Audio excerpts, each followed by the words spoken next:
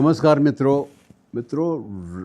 रामचरितमानस या रामायण, और ये कहा जाता है कि लगभग 150 जो हैं वो रामायण, कई जगह 300 रामायणों का भी उल्लेख आता है। हमारे देश में अलग अलग क्षेत्र में मौजूद हैं।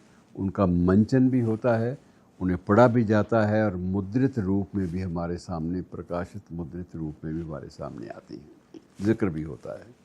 लेकिन एक जिक्र बहुत कम आपने शायद देखा होगा, लेकिन मैं आपसे बांट लेता हूँ। मुझे भी कहीं पढ़ने का मौका मिला, उससे मिल गया, वरना ये कोई ऐसा नहीं है कि मेरे अंदर घुस गया वो अवतरित होकर। वो तथ्य ये है कि क्या भगवान राम की, राम, लक्ष्मण और शत्रुघ्न और भरत की कोई बड़ी बहन भी थी। इसका उल्लेख अक्सर नहीं होता किसी रामायण में, लेकिन ये भी इसी स्थिति में बाकायदा दिखाई इसलिए भी देती है ये उनकी बड़ी बहन की। उसके नाम पे मंदिर भी बने हुए हैं कुछ क्षेत्रों में बाकायदा। और उस बड़ी बहन का नाम था शांता, और ये महाराजा दशरथ और रानी कौशल्या की पहली संतान थी। ये बाकायदा उल्लेख पौराणिक आख्यानों में भी मिलता है। और शांता का जो पालन पोषण है वो राजा दशरथ की एक साली थी, अर्थात रानी कौशल्या की एक बहन वर्षिणी, और उनके पिता राजा रोमपद ने अंग देश में किया था। अंग देश जिसका उल्लेख जो है वो कर्ण के संदर्भ में भी आता है बाद में। तो ये वो महाभारत काल की गाथा है, ये बात अलग है। ये रामायण काल की गाथा है कि राजा रोमपद थे, उनका नाम था, अंग देश उनका देश था, और उनकी जो धर्मपत्नी वर्षिणी थी, जो राजा दशरथ की धर्मपत्नी महारानी कौशल्या की बहन थी, इन लोगों ने किया था। और उसका भी विवाह हुआ था बाकायदा समारोह में। और ये कहा तो यही जाता है कि सारा परिवार, दशरथ परिवार भी उसमें सम्मिलित हुआ था। विवाह किससे हुआ था? एक ऋषि थे, शृंग ऋषि, और हिमाचल प्रदेश में इन शृंग ऋषि का एक मंदिर भी स्थित है। अब इसके बारे में थोड़ा सा मैं आपको और ज़रा प्राप्त विवरण मैं आपसे बांट लेता हूँ कि ये भगवान राम की जो बड़ी बहन थी शांता इसलिए माता कौशल्या की बहन वर्षिणी को सौंप दी गई क्योंकि वर्षिणी निस्संतान थी, और उसको बड़ा ये महसूस होता था कि वो एक सुख से, मातृ सुख से वंचित है। तो दोनों ने, राजा दशरथ ने और उन्होंने निर्णय किया कि पहली संतान जो है हम इसी को दे देते हैं ताकि ये कभी शोक संतप्त ना रहे।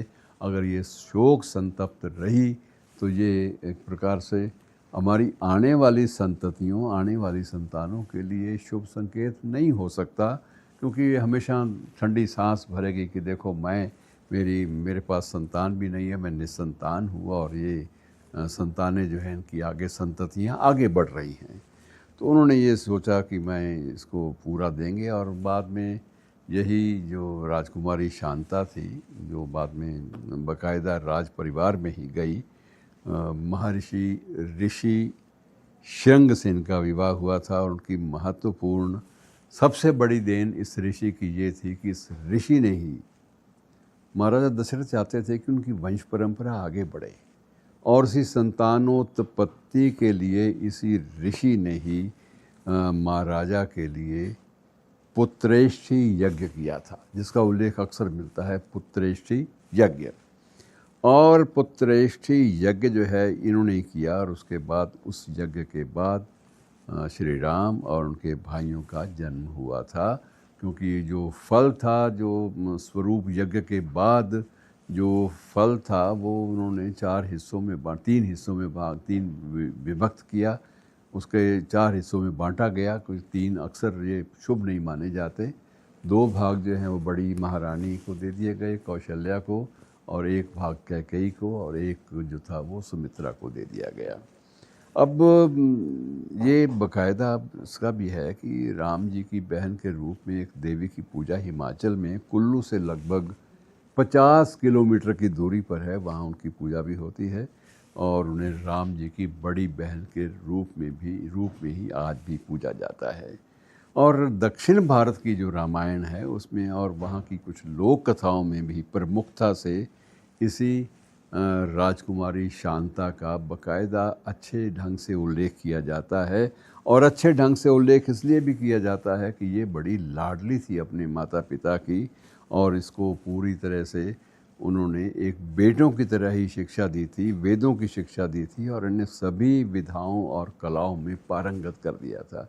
तो ये एक प्रकार से एक अच्छी सुखद है दास्तान अपने आप में, लेकिन अब तक क्यों हाशिए पर सर की ये कुछ कहा नहीं जा सकता। हो सकता है कि राम कथा जो है, हरि अनंत हरि कथा अनंता, तो राम कथा अलग अलग प्रकार इतना ज़्यादा हमारे भारतीय जनमानस पर हावी हो गई कि शेष सब कथाएं जो छोटी मोटी जो उल्लेख थे वो सारी के सारे उल्लेख जो हैं वो हाशिए पे सरकने पर विवश हो गए। शुक्रिया।